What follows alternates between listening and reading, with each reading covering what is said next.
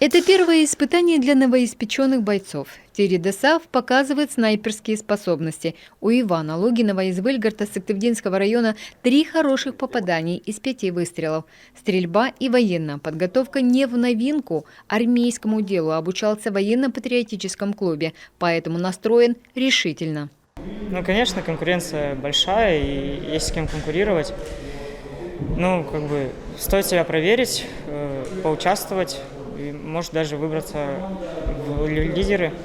Здесь самые лучшие рекруты в своем муниципалитете. Правда, из-за пандемии в этом году отборочный конкурс проходил заочно. Среди них спортсмены-разрядники, призеры военно-патриотических игр.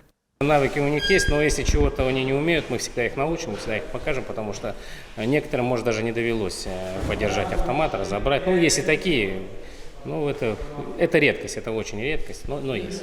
Сегодня сразу после стрельбы ребята поехали в Карткирос. Основные испытания будут проходить на аэродроме. На этот раз палаток не будет. Призывникам выделили 2 спальных помещения в казарме. В общем, бытовые условия приближены к армейским. И, конечно, не забыли про защиту от ковида. Утром и вечером обязательно измерение температуры. В комнатах установлены обеззараживатели воздуха. В течение 5 дней будущих солдат ждет сдача нормативов, огневая и строевая подготовка, тестирование на знание истории Великой Отечественной войны. Дополнительные инструктора будут их обучать, получается, медицинской подготовкой, загружать тактикой, которая в школах не преподавалась, так как у нас ветераны военно-морского флота, пограничники, они это знают на жизненном опыте. В этот раз мы поменяли немножечко положение, у нас появилась оценка действий в группах тактическая, и ребята оцениваются не по бальной системе, как это было традиционно из года в год, а по рейтинговой, то есть ребята занимают места,